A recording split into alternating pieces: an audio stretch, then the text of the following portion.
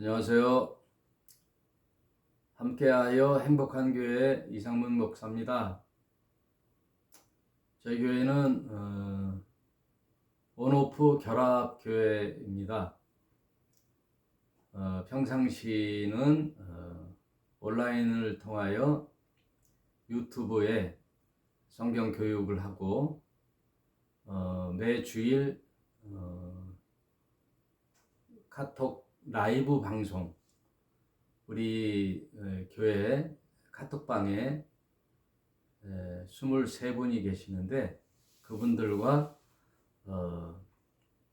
라이브 방송을 통하여 이제 성경 나눔을 하고 또 오프라인에서는 한 달에 한 번 모여서 식사하면서 교제하는, 그것을 목표로 코로나19 이후에 대한교회로서 한번 모색을 해보다가 오늘날에 이르게 됐습니다. 그때부터 우리 성경 일독을 하되 자세히 강해식으로 한번 해보자 해서 창세기부터 요한계시록까지 한 장씩 살펴보는 성경 일독 강해 프로그램을 진행하고 있습니다. 그래서 어느덧 구약을 다 끝내고 신약 복음서를 끝내고 이제 바울의 13권의 서신서를 시작해서 이제 빌립보서에 들어가게 됐습니다. 지난주부터 옥중서신이라고 하는 에베소서, 빌립보서, 골로새서, 빌레몬서 이것을 진행하고 있습니다. 그래서 어제는 빌립보서 개관을 했고요. 오늘은 빌립보서 이제 내용으로 들어가서 한번 쭉 읽어가면서 말씀을 나눠보도록 하겠습니다. 빌립보서 1장 1절, 그리스도 예수의 종 바울과 디모데는 그리스도 예수 안에서 빌립보에 사는 모든 성도와 또는 감독들과 집사들에게 편지하노니. 옥중서신이라고 했으니 이제 편지죠. 서신서.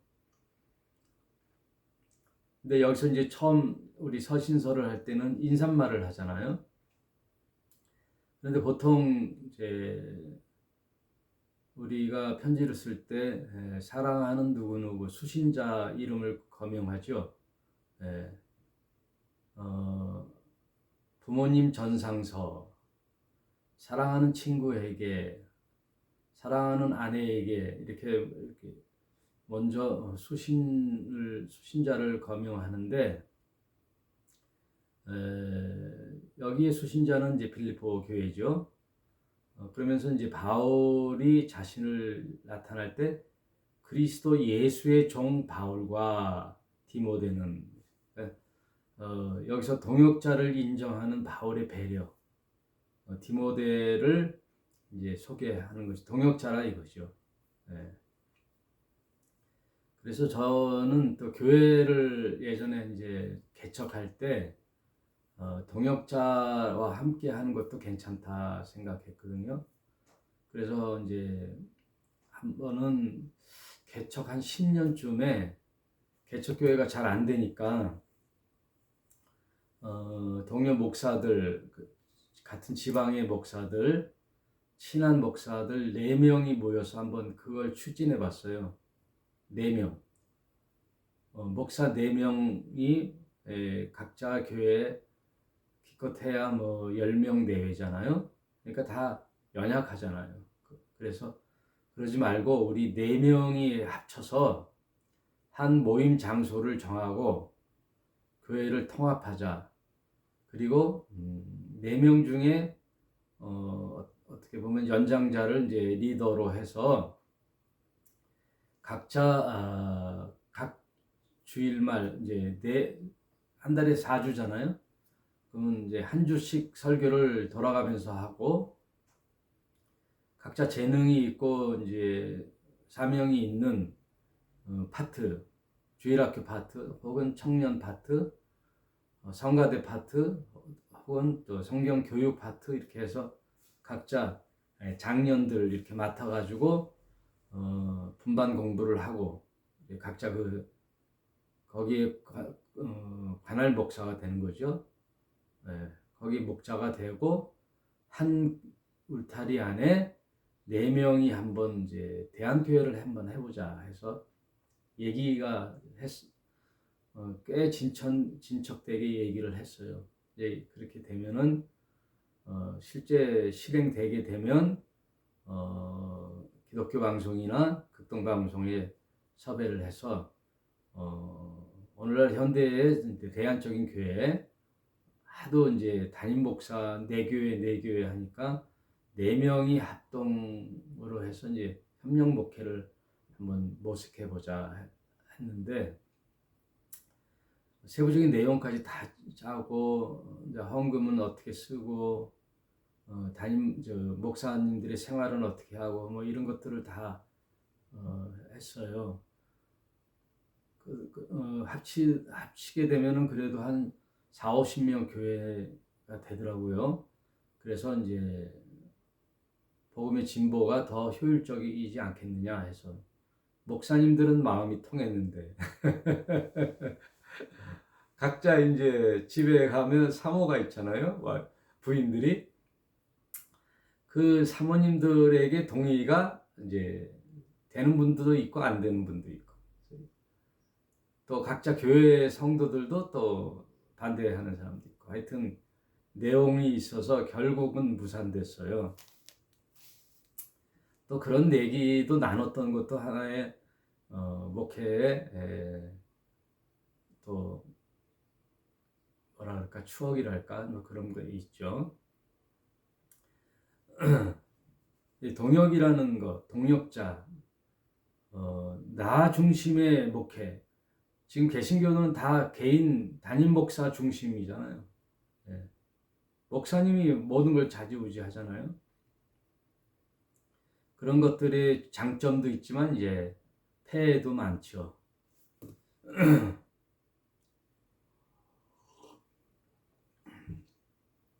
뭐 그 폐해가 감리교회가 많죠. 그래서 어느 정도 교회가 성장하면 다 아들한테 세습하잖아요. 그 세습이 참으로 세상으로부터 지탄도 받고 교회 내에서도 지탄을 받고 하니까 교단 헌법에 세습은 불가하다 하고 세습 방지 법을 세웠어요. 교단법으로 이제 금지시켰단 말이에요. 그러니 어느 교회는 그 교단법이 발효되기 직전에 그 전에 빨리 서둘러서 아들한테 넘겨줬어요. 아들을 아직 목사도 아니고 전도사인데. 그래가지고 교회가 아주 반으로 나뉘어지고 뭐 옹호하는 사람, 반대하는 사람 해서 하여튼 별게 다 나와요. 비관한 예로 우리 가까운 집사람의 사촌 오빠도 감리교 목사님인데 교단 헌법에 이제 교단법으로 금지하니까 편법을 했어요. 말하자면은 자기랑 친한 목사님이 인천에 있어요. 그 사촌 오빠는 이제 영등포에 있는데 서로 교환하는 거예요. 자식들에게 내 아들은 니네 교회, 네 아들은 우리 교회로 해서 교차 세습이 되는 거죠. 교차 세습. 그들 나름 얘기를 하겠지만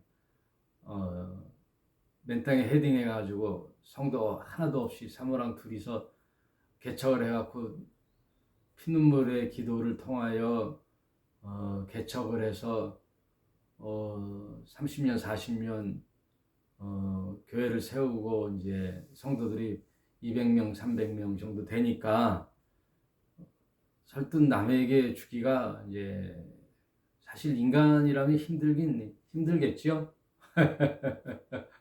네? 아무튼 세습이라는 것이 스스로도 안 되지만 교단에서 금지했으니 네? 교단 자체에서도 그게 안 좋아 보이니까 금지했잖아요.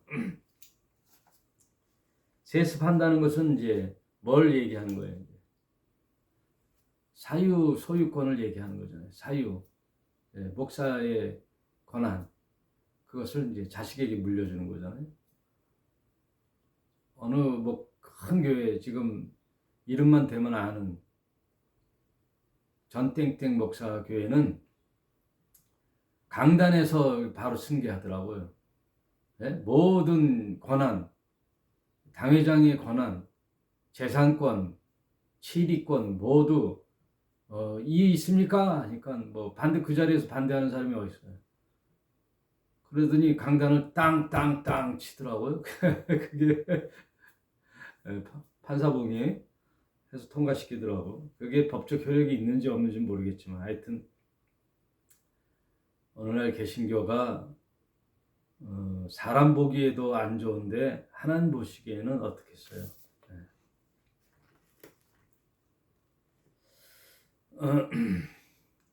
또 다른 길로 가네. 다시 본문으로 돌아가서 그리스도 예수의 종 바울은 이렇게 하는데요. 바울은 예수님의 이름을 예수 그리스도 이렇게 쓰는 표현도 있지만 대체로 바울은 그리스도가 앞에 나와요. 이름에 대해서 조금 얘기해 볼게요. 예수 그리스도라 할 때는 예수라는 이름은 사람의 이름이에요. 사람의 아들. 출생 이제 요셉과 마리아의 아들로 태어나잖아요. 그 이름을 예수라 하라 할 때 그 예수는 그 당시 많은 이제 이름이 예수라는 이름이 좀 있었어요. 요셉이라는 이름도 많고 야고보의 이름도 많고 해서 그 앞에 아버지 이름을 얘기하잖아요. 야고보도 알페오의 아들 야고보. 이렇게 앞에 아버지 이름을 얘기할 때는 흔한 이름이 있기 때문에 우리 학교 다닐 때도 철수라는 이름이 많잖아요. 그러니까 A 철수, 뭐 키가 크다면 큰 철수, 작은 철수 이렇게 흔한 이름처럼 예수도 이제 보통 사람의 이름이에요. 예수. 근데 뒤에 붙는 게 그리스도라는 것이 붙어서 이제 합성화가 되죠. 이거는 이제 쉽게 얘기해서 제 이름도 이상문이거든요. 이상문. 저는 태어나자마자 무조건 이름을 질 때는 이가 달라붙죠. 성씨가 이씨라는 게 이씨. 다음에 이름을 만드는 거죠. 뭐로 할까? 얘가 점점 커서 어떻게 했으면 좋을까 하고 상문. 제 동생 이름은 성대. 이렇게 이름을 붙이는데 돌림자도 쓰는 사람도 있고 안 쓰는 사람도 있고 하여튼 상문이라는 이름은 내 고유의 이름인데 성은 이 씨를 따르는 거죠. 이상문. 그런 것처럼 쉽게 얘기하려고 하는 거예요. 제 자식도 이 씨예요. 계속 이 씨란 말이에요. 근데 예수라는 이분은 이제 성이 그리스도라는 성이 붙어요. 그리스도는 한 분이에요. 하나님이 보내신 하나님의 아들의 이름이 그리스도예요. 하나님이 이 세상에 당신의 대언자로 대리자로 구원자를 보낼 텐데 그 구원자의 직함이 구약에는 메시아, 인류를 구원할 자 메시아가 히브리적 발음이고 그리스도란 말은 그리스어의 발음이에요. 헬라어의 메시아의 발음이 그리스도예요. 그러니까 같은 말이죠. 즉 기름 부음을 받은 자, 그 기름 부음을 받은 자는 유일해야 되는 거거든요. 유일해요. 그래서 복음서에 보면은 세례 요한에게 예수가 세례를 받을 때 하늘에서부터 하늘의 음성이 들리기를 이는 내 사랑하는 아들이요 내 기뻐하는 자라 하고 인가가 뜨거든요. 하나님으로부터의 인증, 아들의 인증, 하나님께서 보내신 자거든요. 인간의 어떠한 탁월한 자가 아니에요. 하나님의 명령을 받고 보내심을 받은 자가 그리스도거든요. 그리고 변화산에 갔을 때도 야고보, 요한, 베드로에게 보여주시듯 이는 내 사랑하는 아들이요 내 기뻐하는 자라 너희는 그의 말을 들으라 할 때 변화산에 세 인물이 있었죠. 모세, 엘리야, 예수.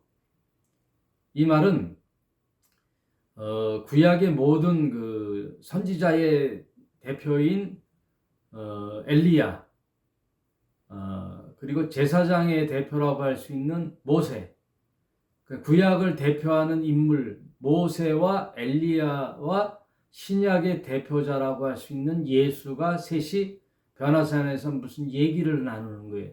보여요.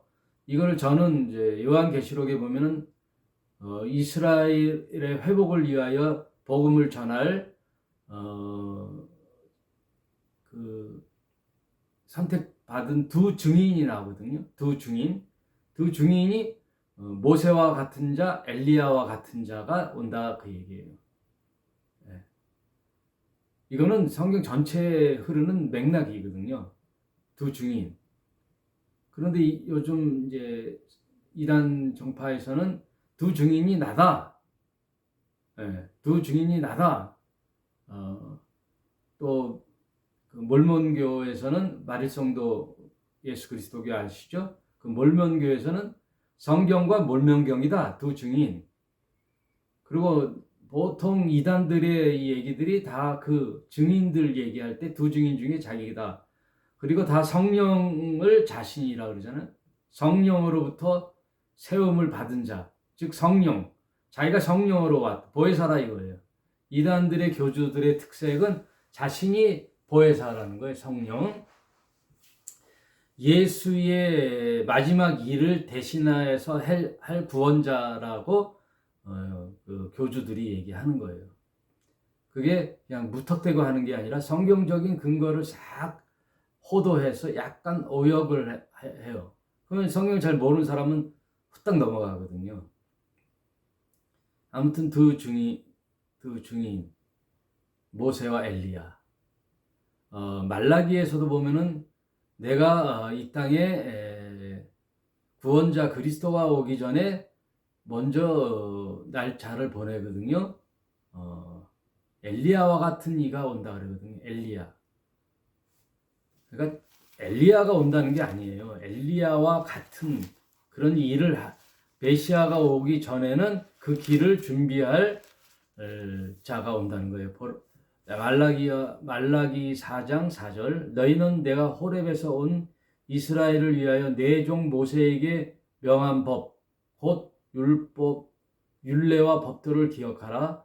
보라 여호와의 크고 두려운 날이 이르기 전에 내가 선지 엘리야를 너희에게 보내리니 그가 아비의 마음을 자녀에게로 돌이키게 하고 자녀들의 마음을 그들의 아비에게로 돌이키게 하리라. 돌이키지 아니하면 두렵건대 내가 와서 저주로 그 땅을 칠까 하노라 하시니라. 그러니까 그리스도가 도래하기 전에는 엘리야와 같은 이가 오는 거예요. 예고편으로. 그러면 예수는 이 세상에 두 번 오지요. 초림 예수, 재림 예수. 그럼 초림 때는 누가 왔느냐? 엘리야와 같은 이가 6개월 전에 세례 요한으로 오는 거예요. 그 세례 요한이 엘리야의 유형론이에요. 엘리야의 심정으로 온단 말이에요. 그래서 그리스도의 길을 평탄케 하는 거예요. 그 길을 예비하는 자예요. 네가 세례를 베풀고 죄인들을 회개시키는 운동을 할 때 하나님이 보내신 자가 올 때 하늘 문이 열리는 자를 세례를 베풀 때 그가 그리스도다라는 게 구약의 예언이거든요. 그와 마찬가지로 재림 때도 예수가 오잖아요. 그럼 재림 때 그 전에 누가 오느냐? 엘리야와 모세와 같은 두 증인이 와서 그 재림 예수를 예비하게 될 것이다. 그 두 증인이 하는 일은 본래 하나님의 백성이었던 이스라엘 유대인들의 회복을 위한 두 증인이다. 이게 요한계시록을 해석하는 키워드예요. 아무튼 뭐 이름 하나 얘기해도 이렇게 쭉쭉쭉 퍼지거든요.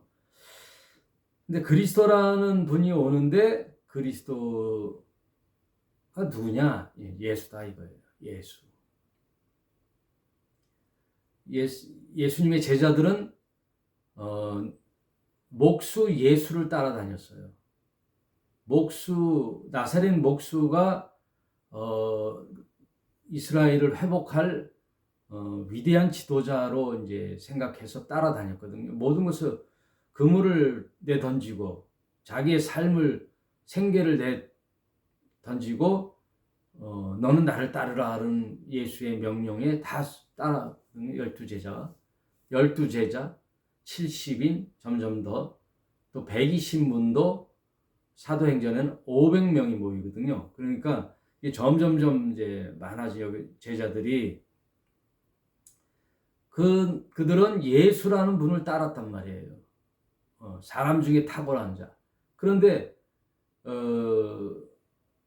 단지 그 이스라엘 민족의 지도자로 알고 그가 왕으로 등극할 때는 다 이스라엘의 한 자리 차지해서 다윗 왕조를 재건하는 위대한 찬란한 나라를 꿈꾸면서 로마의 압제로부터 해방하는 날을 기다렸단 말이에요. 그들은 다 민족 사관이란 말이에요. 뭐 세상 인류를 구원하고 이런 거 없어요.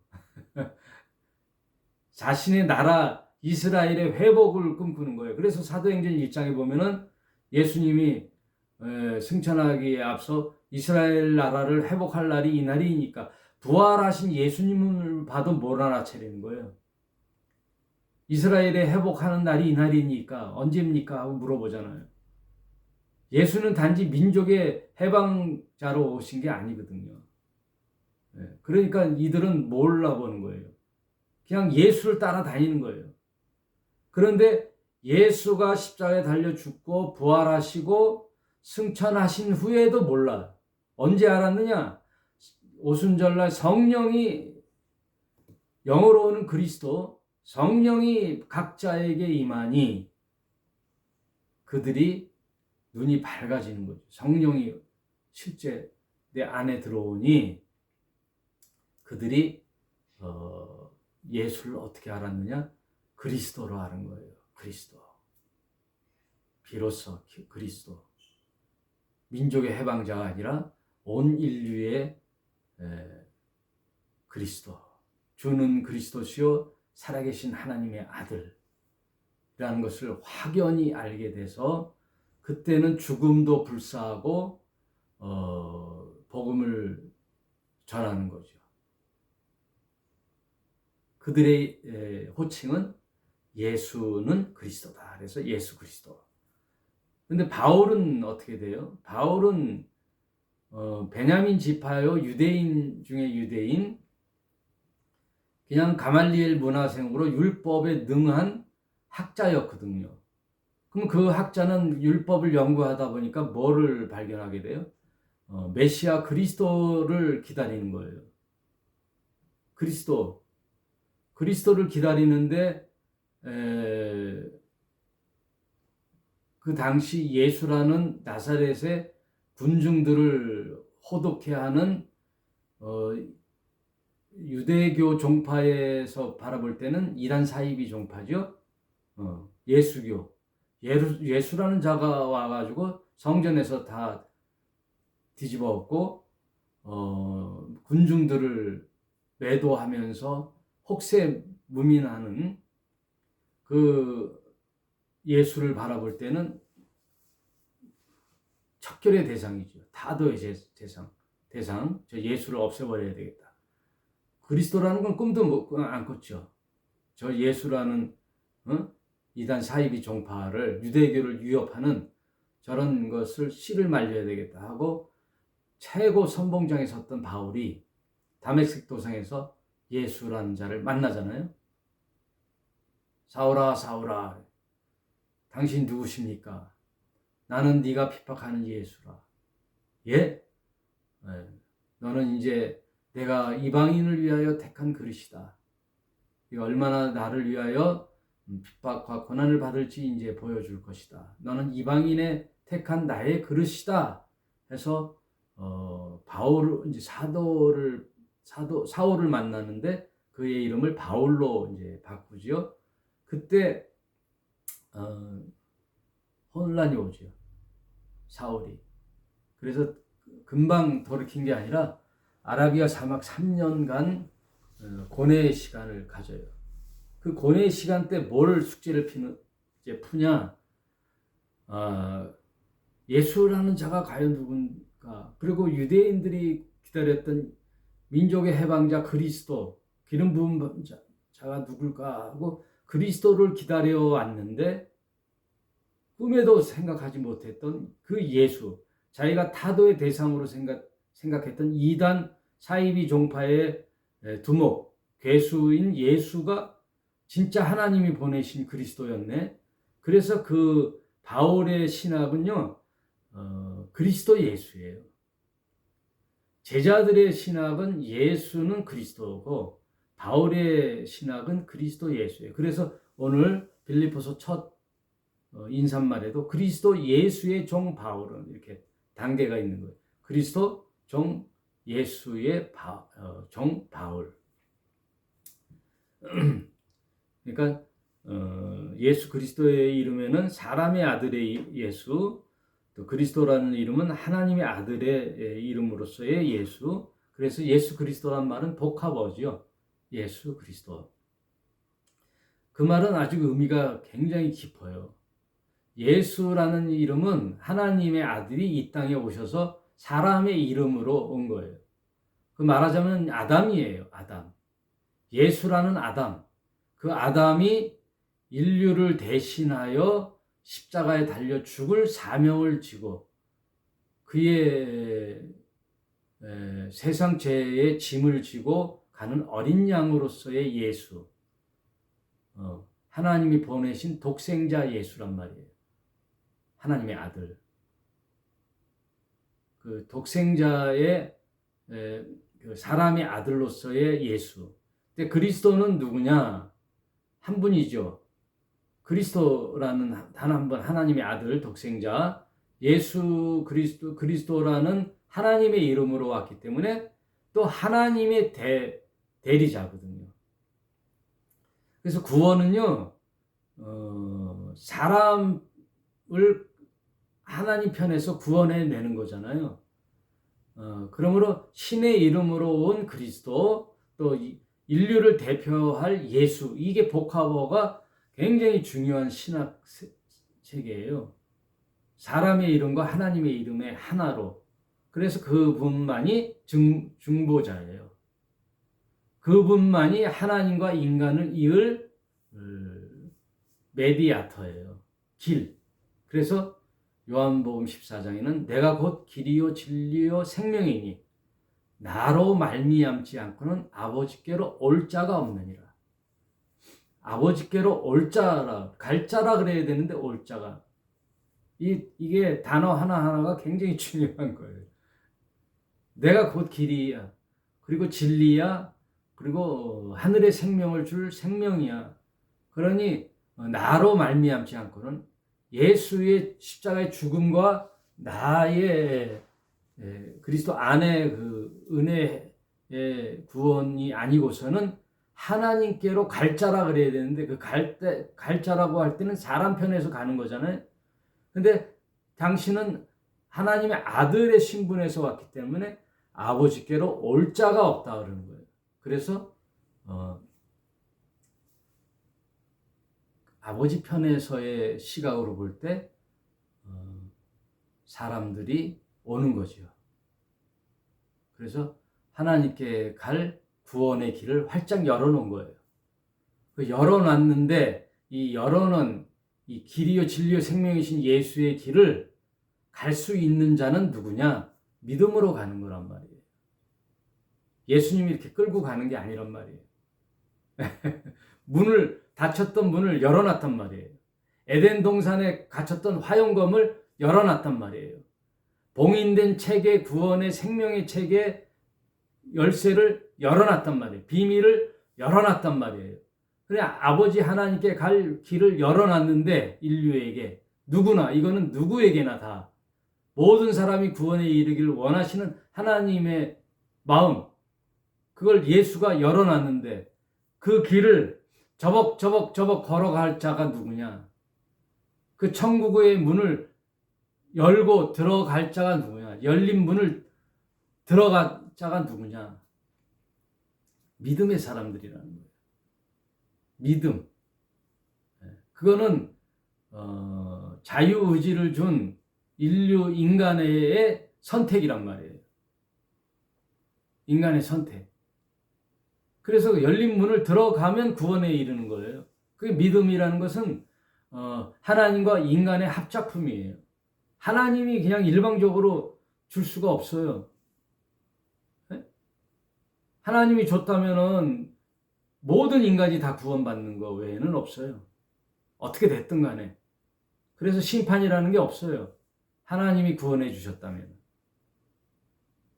하나님의 구원이 은혜의 길이 열렸으나 그 선택해서 그 믿음의 길로 가는 것은 인간에게 주체를 맡겼단 말이에요. 자유의지를 줬단 말이에요. 마치 아담에게 선악과를 따먹고 안 먹고 간에 선택의 의지를 아담에게 줬듯이 다시 후아담인 그리스도로 길이 열려서 각자 다 아담이 되는 거예요. 다시 하나님께로 가는 길이 열렸잖아요.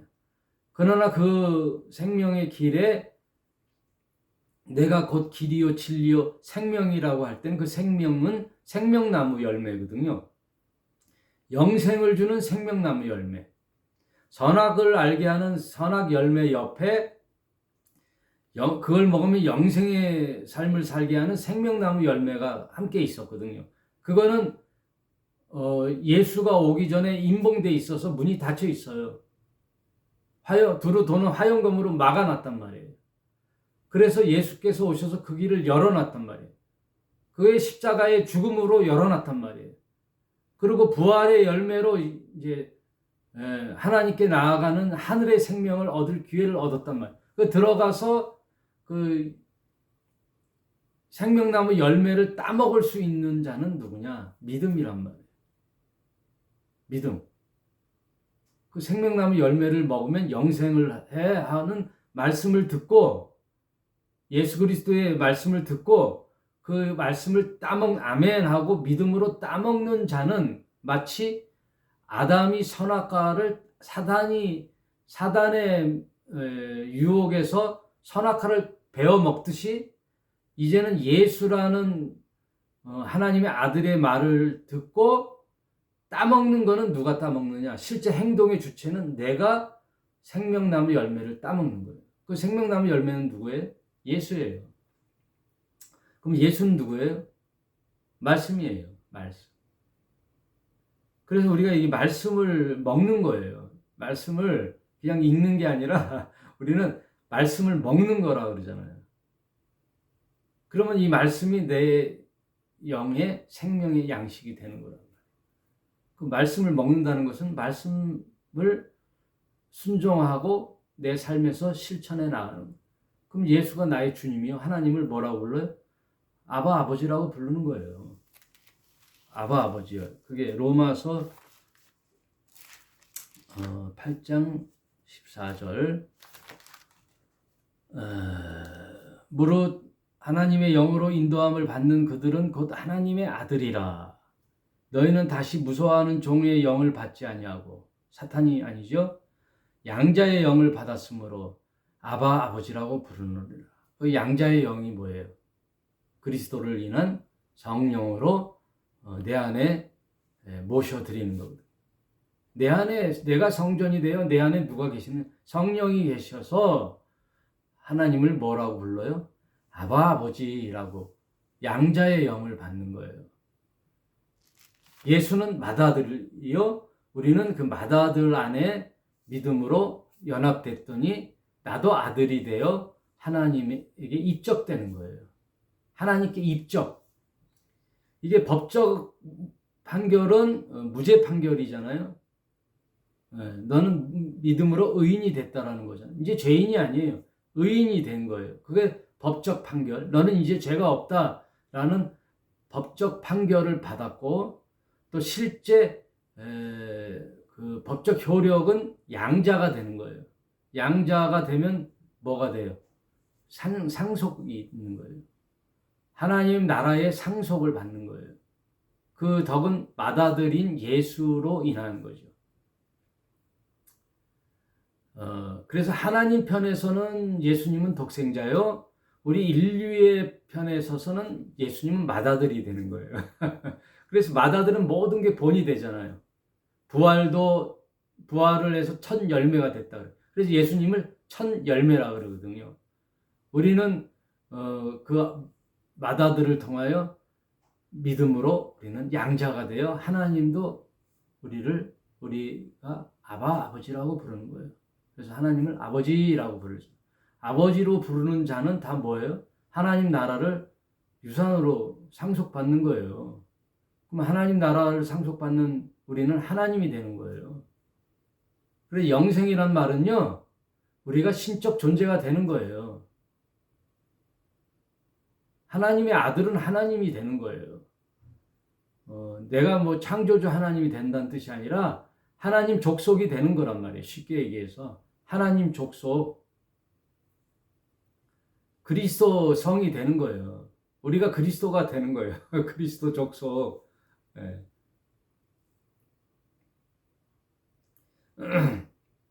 왜냐면 각자 다 성령이 영으로 오신 그리스도가 내 안에 오심으로 그리스도가 나와 합일일체가 되면 내가 그리스도가 되는 거죠. 그 이상한 게 아니에요. 다 하나님 족속이 되는 거예요. 하나님만이 영생을 하거든요. 그 자는 생명나무 열매를 따먹는 믿음으로 가는 자만이 혜택을 받는 거예요. 뭐 착하고 선한 일을 했다? 그런 거 아니에요. 종교적 계율을 잘 지켜서 열심히 했다? 그런 거 아니에요. 다 믿음으로 가는 거예요. 그래서 행위에서 온 게 아니에요. 그냥 선물이에요. 그 선물을 받은 자들이 이제부터는 육체를 거하는 동안에는 선하고 착한 일을 행하는 거예요. 이게 순서가 있는 거예요. 먼저 하나님께 입적이 되어 하나님을 아버지라고 부르고, 그러고 난 하나님 족속이 된 우리는 이제 빛의 아들로서 착하고 선한 빛의 아들의 선한 영향력을 펼치며 사는 거란 말이에요. 종교적인 열심을 내고 계율을 다 지켰다고 해서 하나님 아들이 되는 게 아니에요. 네? 한번 아들로 입적됐으면 뭐 아들이 되려고 무슨 노력을 합니까? 아니잖아요. 전혀 다른 거예요. 그러니 무슨 구원받기 위해서 계속 새벽 예배 가야 되고 무슨 예배 참석하고 그런 게 아니에요. 당연히 하나님의 아들로서 그 예배에 참여하고 예배가 주는 그 기쁨이 있단 말이에요. 그리고 예배라는 것이 어떤 공간에 모여서 찬양하고 하나님 말씀 듣고 기도하고 그게 예배가 아니라, 그것도 예배 한 일부에 불과하고 내 삶의 모든 전 영역이 예배란 말이에요. 그리고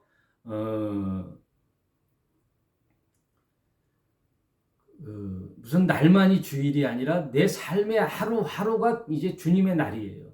왜? 이미 이제 나는 예수 안에 해방돼서 참 안식이 내 안에 와서 주님이 내가 되고 내가 주님이 되는 하나가 됐는데 뭐 안식일 날이 무슨 필요가 있어요. 네. 그냥 육신의 안식으로서 매주 일요일 날 쉬는 날 다 함께 모여 하나님을 찬양하고 그분께 기도하고 말씀 듣고 하는 것은 좋은 행위죠. 그게 종교적 행위로서 이날은 안식일이니 빠지면 안 되고 율법이 돼서는 안 된단 말이에요. 왜 우리가 또 새로운 율법에 갇혀요? 네? 하나님의 아들로서 다 이루어가지고 우리는 자유인이 됐는데, 이미 우리는 영생의 길을 걸어가는데, 우리는 이미 자유인이 됐는데, 이미 우리는 하나님의 족속이 됐는데 무슨 나를 다시 또 해요. 그게 율법이 돼서는 안 된다는 거예요. 일요일 날을 100번 양보해서 주일이라고 치고 주일날 모여서 하나님의 자녀들이 모여 하나님을 찬양하며 예배하고 기도하고 음식을 나누며 기쁨을 나누는 것은 좋은 거죠. 그런데 그날 빠진다든지 이러면 안 된다라는 어떤 규율을 정하면 안 된단 말이에요. 왜? 매일이 이제 자유인의 날이니까. 매일이. 울무에서 이제 세장에서 벗어나 자유인이 됐는데 뭐가 이제는 뭐 이제 율법이라는 게 없단 말이에요. 종교적 계율이 없단 말이에요. 이제 자유인으로서 하나님의 아들로서 스스로 내가 종의 삶을 사는 거예요. 예. 이제는 누가 나를 종의 낙인을 찍는 게 아니라 내가 스스로 하나님의 종으로서의 순종하는 자원적인 삶을 사는 거란 말이에요. 억압돼서 사는 게 아니라.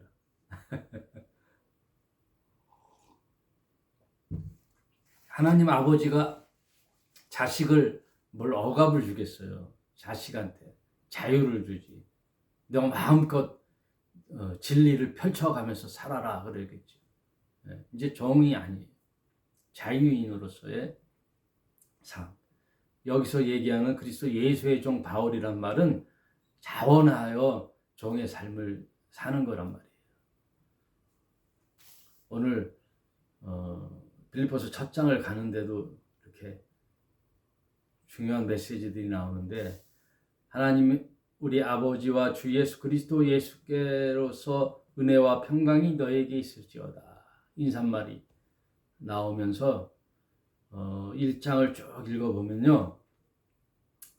그리스도를 만난 바울은요. 이제 삶 자체를 몽땅 다 예수님께 맡겼어요. 그래서 죽든지 살든지 하다못해 사도 바울은요. 죽는 것이 차라리 낫다. 네? 죽는 것이 차라리 어떤 고난의 길이 깊을 때는 어때? 난 지금 죽어도 괜찮아. 왜? 곧 예수님을 직접 빨리 보는데 죽으면 좋지. 네? 죽으면 좋지. 그래서 21절에 뭐라고 20절에 보세요. 나의 간절한 기대와 소망을 따라 아무 일에든지 부끄럽지 아니하고 오직 전과 같이 이제도 온전히 담대하여 살든지 죽든지 내 몸에서 그리스도가 존귀히 되게 하려 하나니. 바울은요. 이제 자신의 삶이 없어요. 죽든지 살든지. 그리스도가 존귀히 여기면 내가 죽어도 괜찮고 주님의 이름만 존귀히 드러나면 자기는 죽든지 살든지 관계없다는 거예요. 이는 내가 사는 것이 그리스도니 죽는 것도 유익함이라. 내 안에 그리스도가 사니 내가 죽어 그리스도가 영광을 받으면 내 죽음도 유익하다는 거예요. 완전히 최고 경지에 이르렀죠. 사도 바울이. 예수님도 십자가에서 죽으면서 뭐라 그러셔요? 저들의 죄를 용서해 달라고 그러고. 그 자신의 죽음을 기꺼이 받아들이면서 마치 도살장에 끌려가는 어린 양처럼 온전히 순종하고 그리고 마치 해산하는 여인처럼 그 해산의 고통은 있잖아요. 그 십자가의 죽음의 고통은 있지만 아이를 낳으면 그 기쁨이 그 애 낳는 고통을 잊어버리잖아요. 그러니까 엄마들이 첫째 낳고 둘째 낳고 셋째 낳고 그러잖아요. 왜? 아이 낳는 고통이 최고의 인간이 느끼는 고통이라 할지라도 아이를 낳아 그 아이가 자라나는 그 빵긋 웃는 그 모습, 해산의 기쁨, 그 자식을 키우는 기쁨, 아이러니라 그러죠. 이러니 애를 낳죠. 참 그리스도 예수께서도 십자가에서 다 이루었다 하고 하나님께 자신의 영혼을 맡기는 거예요. 아버지여 내 영혼을 당신께 맡기나이다 하고 아버지 품에 안기죠. 그리스도의 종 바울도 이제 죽든지 살든지 자신의 사명을 다하기까지 고난도 기꺼이 받는 거죠. 이게 옥중서신이라고 그랬잖아요. 29절만 읽어보고 마치겠습니다. 그리스도를 위하여 너에게 은혜를 주신 것은 다만 그를 믿을 뿐만 아니라 또한 그를 위하여 고난도 받게 하심이니라. 누가 예수를 믿으면 만사 형통하고 잘 되고 행복한 길만 있다고 그랬어요. 부자 되고 부귀영화를 누리고 부귀와 영화는 하늘의 영광이고요. 육신의 삶은 고난을 함께 받는 거예요. 고난. 그래서 살든지 죽든지 그리스도와 하나가 되는 거지 이 세상에서 부귀와 영화를 누리라고 믿는 게 아니란 말이에요. 나에게 부귀와 영화가 올지라도 그것을 그리스도를 위하여 언제나 버릴 수 있는, 그래서 바울은 지난 인간의 모든 족적들 영광들을 뭐라 그래요? 배설물로 여긴다 그러잖아요. 우리가 그렇게 원하고 원하는 세상의 성공과 부귀와 영화를 사도 바울은 배설물로 여긴다는 거예요. 그리고 세상을 아는 지식을 가장 부끄러운 초등학문으로 여기는 거예요. 찌꺼기로 하는 거예요. 세상의 지식들. 세상 사람들이 그렇게 연구하고 평생을 들여 공부하고 했던 그 세상 지식들은 다 자기 명예와 자기 영광과 부귀 영화를 위해서 하는 거 아니에요? 지적 만족을 위하여. 그거는 초등학문이란 말이에요. 쓰레기란 말이에요. 배설물이란 말이에요. 하나님을 아는 지식에 비하여 하나님의 아는 지식이 얼마나 고상하면 하나님을 알 때 얼마나 그 기쁨이 충만하여 살든지 죽든지 내 삶에서 그리스도가 존귀히 여기고 영광이 드러나길 바라는 그런 고백이 저와 여러분도 함께 하기를 부탁드리겠습니다. 오늘 말씀 여기서 마치겠습니다.